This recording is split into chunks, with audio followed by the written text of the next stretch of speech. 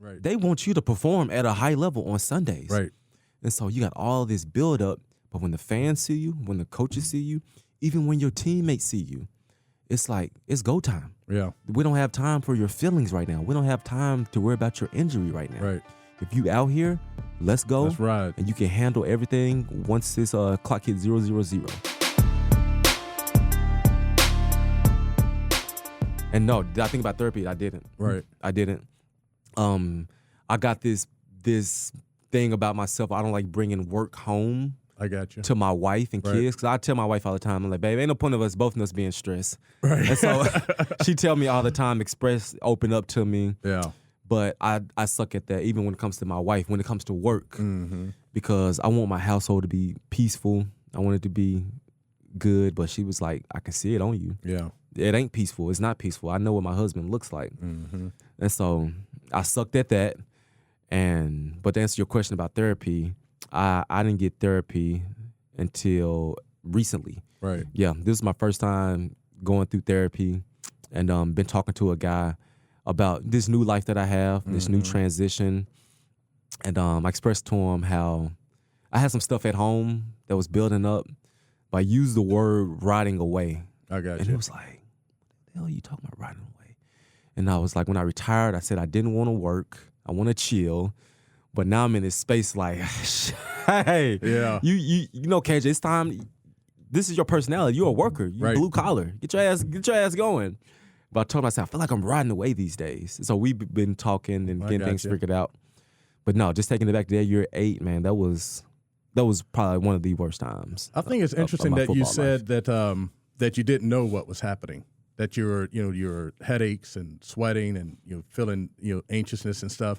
And I think that's important to say too, because a lot of people will say, "I'm good," right? But they may be experiencing those things and not know what it is they're experiencing. So when I retired, we were talking before we started this, and you said I didn't have closure, and so when I retired, I couldn't get out of the bed. I would go from the bed to the couch, from the couch back to the bed. I would cover up all the windows so it was dark.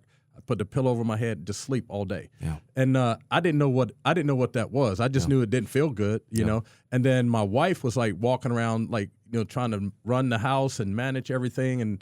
And the thing that kind of sparked me to get up was I had 2 sons at the time, but my youngest son at the time, I heard him tell his mom, "I just want my dad back." And I heard that when I was with the pillow over my head in the bed, and I was like, "Man, let me just get up." And I come from a family like you were just saying, where everybody worked all the time, and so I'm like, you know what? Like, I need to get up and start working. I need to do something so that'll kind of get my energy going. Let my kids see that I'm doing okay. And then I did do some therapy, but I had some weird experiences with therapy, so I was kind of at the time kind of out on that. Yeah. But that's when I was able to put words to what I was feeling. And so I think sometimes today, especially men, don't have the words to put to what they're feeling. And so then they assume that like, here's this thing that I just got to muscle through. I got to figure out a way to do it by myself. Yeah. And then that's when dudes end up struggling, by themselves, and maybe the suicide or those types of thoughts, or more drinking or more partying or driving fast. Like I used to get in my car, KJ, and I needed a thrill to kind of feel like I was living again, probably feeling like I'm rotting away. Yeah. And I had this Dodge Ram 1500 that had the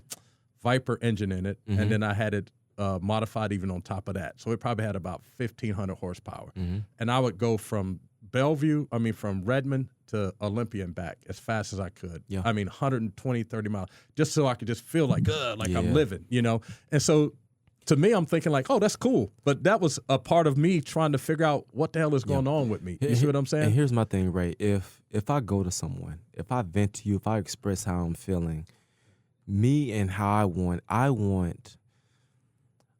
like solutions. I want you to tell me, hey, X, Y, Z, and things will be better.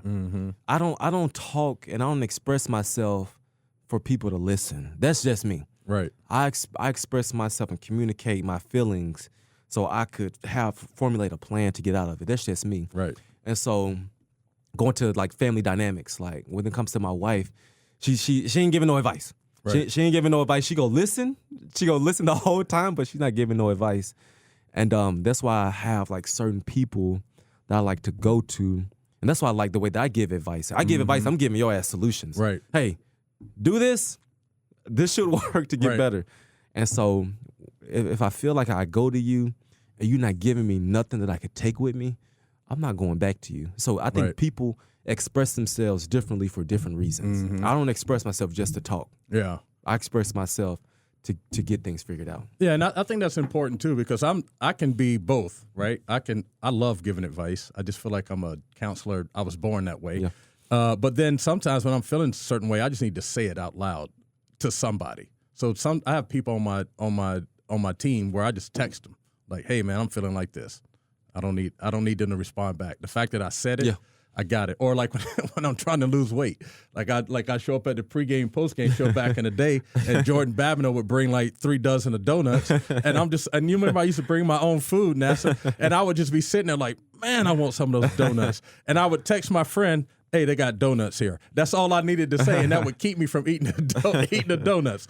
But yeah, I mean, everybody's journey and everybody's I don't want to say fix, but processing is different. And I think like that's the one thing I like about the Mindful Therapy Group, which the Mindful Therapy Group based in the Pacific Northwest is a diverse group of qualified mental health providers offering both in-person and virtual care. Whether it's talk therapy or medication management, you can book your first visit within 1 week. Visit mindfultherapygroup.com to start your journey to better mental health today. The one thing that's really cool about the Mindful Therapy Group is they work really hard to match you with a therapist that kind of vibes of what your processing is. So whether it's someone that's just more of a listener, most therapists are going to challenge you to come up with the answers from within you internally. But then there's others that are just more talk therapy, listen, just you to death. And if that's something that you need, then they can find that too. And I think that's what they specialize in. But I think it's important that we shared our two different ways of processing, because there's not one way. You know, there's multiple ways to do it. And when I talked to Cliff, it was different. When I talked to Doug, it was different. And at the end of the day, understand that everyone has their way.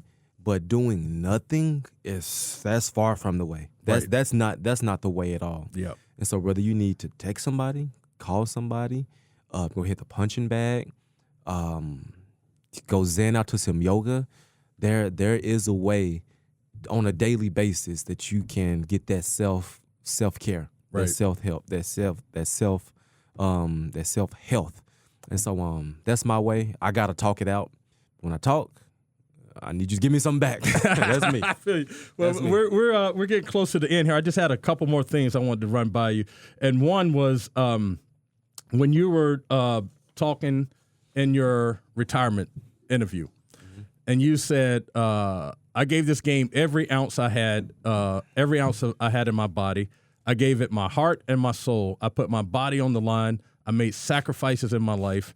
It's safe to say I'm on empty." In that moment, what were you thinking? What were you feeling as you were saying those words? Especially the part I don't think people understand. People can understand that we put our bodies on the line because they see it. But when you said you make sacrifices in your life, like what does that line mean?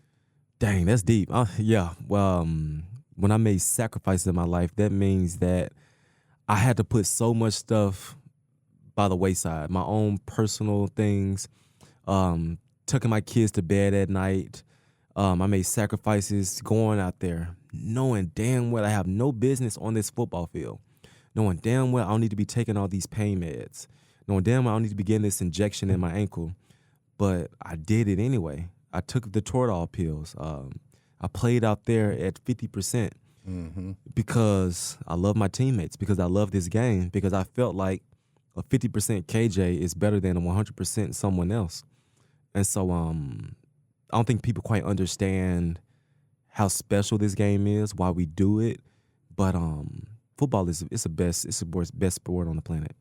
And when I said I'm on empty, I had nothing else left to give. Right. When I went to the Raiders my last year, and I felt the way that I felt playing under the circumstances that I played in, I was like, I'm on E. I cannot do this again. I can't not see my kids for 2 weeks at a time. Forget that. I'm not doing this mess again. Right. So I gave it all I had from Pop Warner till now. I'm on empty. Game, thank you. And on to the next chapter. Yeah, I'm glad you expressed it that way because, when I was talking to Doug Baldwin, we were talking about the humanity of players. And I don't think a lot of fans, some of them just aren't invested in you that way. You're just purely entertainment. But I don't think that fans, even people that cover the game that maybe didn't play the game, understand that part of it. Yeah. Like you can literally be in the game, in practice, in preparation, and all that stuff is going through your mind because you're a human being just like everyone else. Yeah. And that also impacts your play and your mental health and wellness. Like if you're in a bad place and you're thinking that stuff and you're not you're playing where you want to play or doing the things you want to do, man, you can go to some really dark places. And it's like, even though I got all this stuff going on in my life, I can't put all this detail while I'm watching film. I can't put all this detail while I'm taking care of myself because I got other stuff going on. Right. And so on top of my life that I have, on top of my family stuff that I have, on top of my health that I have, the coaches don't give a damn. Right. They want you to perform at a high level on Sundays. Right. And so you got all this build up, but when the fans see you, when the coaches see you, even when your teammates see you, it's like, it's go time. Yeah. We don't have time for your feelings right now. We don't have time to worry about your injury right now. Right. If you out here, let's go. That's right. And you can handle everything once this clock hits 0:00. Yeah. But in this window, in this practice time, in this 3-hour time, I hate to say this, but your feelings at this moment, it got to get pushed to the wayside. Yeah. Yeah. And I mean, that's important to note because dudes are struggling, whether they're playing or retired or what have you. They struggle. I just talked with the Virginia Student Aid Foundation or Athletic Foundation, and they have 3 therapists on their staff there. And because of the pandemic and the 3 football players that were killed there, the 3 therapists are overwhelmed. So there's a lot of mental stuff that kids are dealing with. And now, especially these days and age with social media accesses, you can try to block it out, but you can't, And so, man, it's just a lot that athletes are dealing with on top of trying to win and be perfect, which is not realistic. Not possible. You know what I'm saying? Not possible. And then trying to show up and do all those things. Well, this is the last question I have for you. What would your message be to your colleagues? And I say colleagues like our football family. Around the importance of their mental health and wellness. Understand that the world we lived in, I'm not gonna say it's hard to find, but it's a challenge to find. So you got to find the next thing that gets you excited, the next thing that gets you going, to get your juices flowing, to get out of bed like, dang, okay, I get to do this today. That's what you got to find. When I said that, I was talking to my guy, said I feel like I was riding away. It's like on a daily basis, there's 7 days out the week. I only feel like I'm giving myself or being my, KJ self like 2 or 3 days out the week. Right. There's other days when I wake up and I look at my schedule, I'm like, damn, I ain't got nothing to do. I ain't got nothing today. But some days I wake up like, boy, I got this, I got that, I got this. And so it gets me excited. It gets me going. Mm-hmm. I do my radio show. Right. It's like my favorite day of the week. When I do my podcast with G. I love that. That's my thing. When I come here with Nessa and Jen, I'm like, hell yeah, I get to do something. Like get to talk ball and be around people. And so you got to find the next best thing to just get yourself going, because this football stuff, it was fun. It was 7 days a week. You was competing against the best. Money was coming in. Like no one ever said no to you. And then that stops. Yep. And you come to this side and it's like, okay, let's find out what's next. Yeah. And so that's my biggest advice. What's that next big thing to really get you excited? I think that's awesome, dude, because a lot of times people say that, when you're done football, you got to go do real work. It's like, no, it was real work, bruh. Like you may have to just find a different type of work or a different type of lifestyle, but it was real work. Yeah, for sure. Well, I want to thank you, KJ, for coming on. Like you're one of my, since I've started this podcast, I've interviewed 3 of my favorite people, Cliff, Doug and you. Like I didn't obviously get to play with you guys or play against you guys, but watching you guys, I just realized looking at your bio that I'm freaking 20 years older than you. I was like, oh my gosh, I don't feel that way. But I really do appreciate you coming on. And like KJ said, he is the host of the KJ All Day podcast with G. Scott. You can catch him on Seattle Sports, Spotify, YouTube, all those places. Thank you for coming on. This has been the 8th episode of Big Ray's Garage Grind. And like always, if you are experiencing a mental health crisis, reach out to your physician and your medical staff or providers for assistance. Number 2, it's okay to not be okay. And number 3, if you need help and you ask for help, you're operating from a position of power. This is Big Ray with Big Ray's Garage Grind. Peace, and I'm out.